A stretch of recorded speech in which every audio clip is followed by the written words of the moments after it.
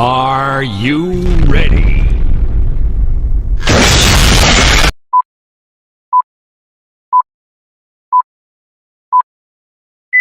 Estaba preparado y aparte había muchas responsabilidades que mi papá dejó que pues,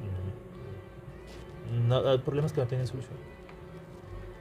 Y aparte no era el único que estaba ahí, o sea, había otros familiares que no estoy diciéndote que actúen mal, ni con malicia, pero pues tampoco fue así como que la mejor combinación, por decirlo de alguna manera.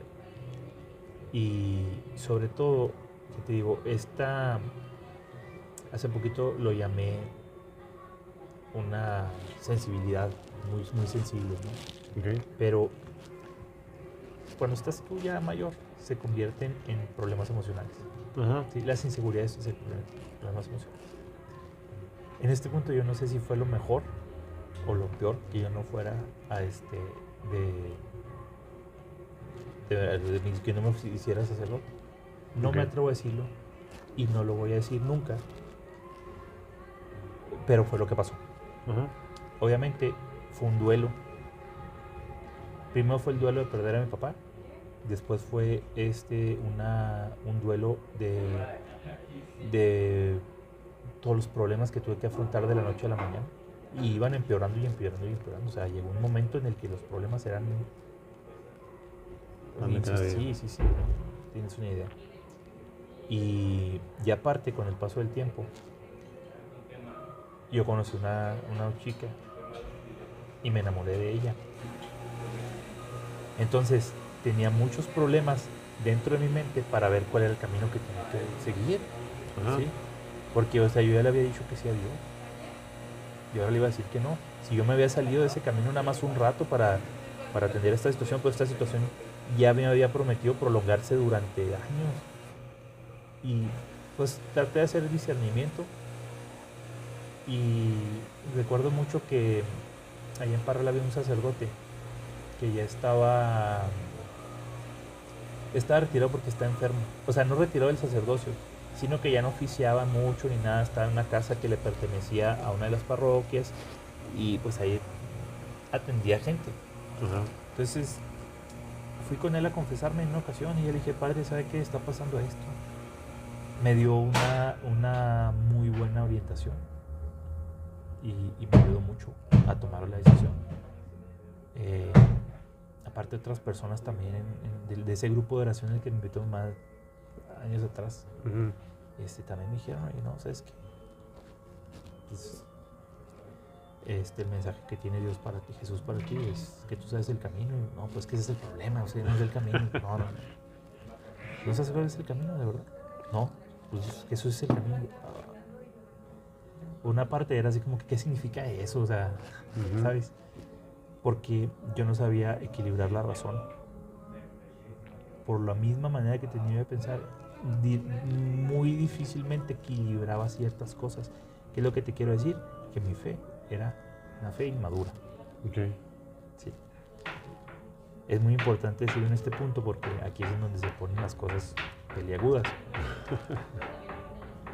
Yo traía el duelo de mi papá, los problemas, poquito de culpa que se fue magnificando con el pasar del tiempo, el duelo de cambiar de vida así de súbito.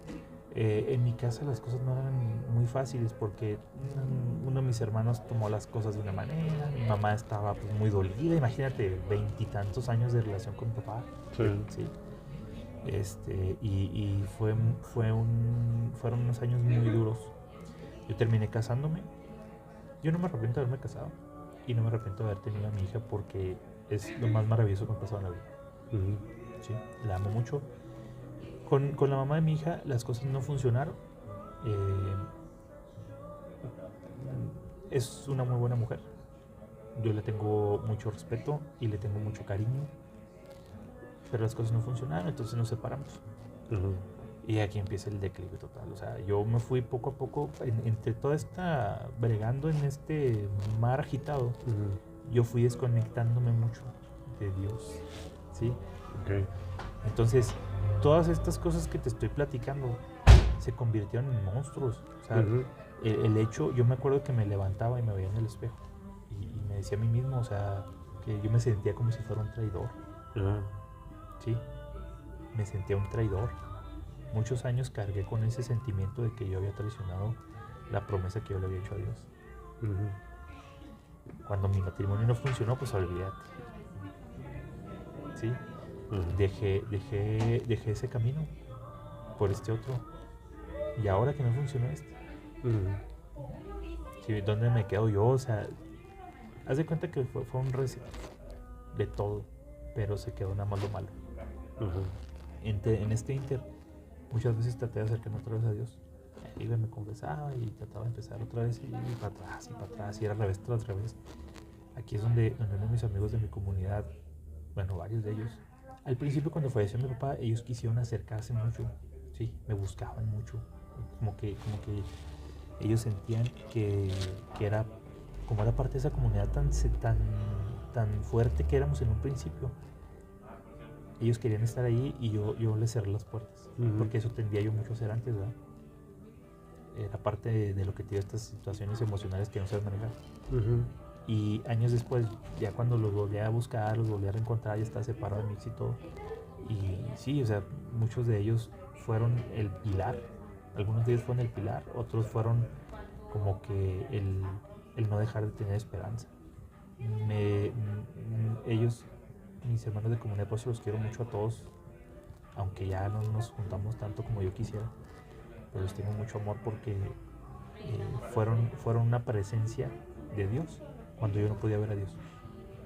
Ahora que en retrospectiva lo veo de esa manera, ¿sí? Y lo agradezco, se los agradezco a Dios y le agradezco a Dios por ellos. Entonces, yo estaba destrozado, ya estaba, no tenía nada, ¿sí me entiendes? Sí. Y las cosas buenas que tenía no las podía ver. Estaba demasiado sumido en mi dolor. Sí. Como suele ser, siempre vemos lo malo. Bueno, lo malo Claro. no vas a ver lo bueno. Sí, como dice, ¿no? Vas a pasearte al bosque y de repente te empiezas a quejar porque los árboles no te dejan ver el bosque. ¿Dónde está el bosque? Pues no te dejan ver los árboles. Entonces, un día, pues yo iba a ver a mi hija, la tenía el fin de semana, a la mamá, y esa era una rutina que durante muchos años fue. Y un día me sentí con un dolor de cabeza muy fuerte. Me dice mamá, o sea, vamos con una amiga de ella, ¿verdad? Para que te revise, te chequee la presión. Es enfermera y pues te da la presión alta. Entonces me dijo, no, mira, tomes esta pastilla y mañana vaya a... Fíjate, nada más esto, no lo había conectado completamente hasta este momento que lo estoy platicando, por eso es una de las cosas importantes de hablar, de dar tu testimonio para bien o para mal. Ese día, uno de los hermanos de mi comunidad fue a visitarme. ¿Sabes cómo? Se le ocurrió que quería conocer a mi hija y se fue en su carrito, que en aquel entonces tenía un carrito todo estartalado, se fue desde aquí hasta allá, solo a la aventura de tiro. Y ese mismo día se regresó en la noche. Pero estuvo ahí el día que una persona me dijo, ¿sabes qué? Traes la presión alta. Entonces ya me dice, ve con un médico, te van a decir que te lo cheques cada semana, que te lo cheques toda la semana, a la misma hora, pum, pum. Pues sí. Escogí, porque en aquel entonces el servicio médico que tenía por el trabajo, trabajaba en gobierno del estado, pues era Ichisal. Entonces te decían, oye, necesito ir con un doctor, ¿qué doctor quiere? Me recomendaron mucho una doctora que, perdón, ya falleció, atendía aquí en el Bocado del Pobre. En el Bocado del Pobre fue mi retiro de Entonces, bueno, obviamente ya no atendía en la casa de retiros que tiene, atendía en el asilo. Pues ya fui con ella y dijo, no, sí, que mira que te voy a mandar con un psicólogo, te voy a mandar con una nutrióloga y tal. Que está, obviamente siempre he sido gordo, pero pues en ese momento obviamente estaba más gordillo. Entonces voy. Primer mes de tratamiento, eso sí, pues bajé como 5 kilos y el psicólogo y todo. Siguiente mes, la doctora pues muy bien, palomita. Siguiente mes, otra vez ya había recuperado lo que había perdido de peso y ya todo tronado otra vez. ¿Qué pasó? No, pues mire, la mera verdad, yo tengo muchos problemas. Tengo una depresión, una ansiedad. Lo que esas palabras así escondían es que yo me levanté y me vi en el espejo. Y no quería verme en el espejo. O sea, yo no quería vivir. Eso es lo que te quiero decir. Sí. No encontraba un motivo a pesar de todo lo que tenía. No encontraba un motivo. O sea, te lo estoy diciendo. No podía ver las cosas buenas. Solamente veía cosas malas, muy malas. Y en esas estaba. Entonces yo recuerdo mucho la expresión de la doctora. Me di cuenta que ella tenía sus papeles, así una hoja de control que tiene Nuchisal, etc. Y luego ella cerró su... No lo hizo para adelante. Me dijo, mira, yo sé de qué me estás hablando y te quiero invitar a un grupo donde yo estoy. Si me das la oportunidad y quieres hacerlo, yo te voy a invitar un día a tomarnos un café, platicamos. Y si te interesa, vives el retiro. Dije, pues, ¿qué puedo perder? No creo que esto sirva de nada. O sea, digo... Y le hice caso, 2 semanas después me habló, me dijo, oye, mira, que ya va a ser la experiencia, vamos para tomarnos un café. Me platicó, me pasó un 12º paso, porque es un grupo que funciona con el programa de Alcohólicos Anónimos. Me dio el 12º paso. ¿Sí? Una vez escuché a un tipo que decía el 12º paso de esta manera: seguimos llevando el mensaje a aquellos en el mundo que aún sufren. ¿Sí? O sea, no es el 12º paso, no dice eso, pero cuando ellos hablan de dar el 12º paso a una persona, se refieren a eso. Seguimos llevando el mensaje a aquellos en el mundo que aún sufren. ¿Cuál es el mensaje? Que se puede vivir diferente. Ok, pues voy a ese grupo, a las juntas de preparación, voy a vivir el retiro del que me hablaron. Me sirvió mucho. Yo estoy muy agradecido con ese grupo y estoy agradecido con esa gente. A pesar de que, pues, ese grupo, todo mi cariño, todo mi respeto, pero yo necesito, y ahorita llegamos a ese punto, yo necesito una vivencia de Dios diferente a la que ella me ofrece. Por eso es que ya no voy. ¿Sí? Por eso es que me he retirado un poco de con ellos. Porque cuando yo estuve en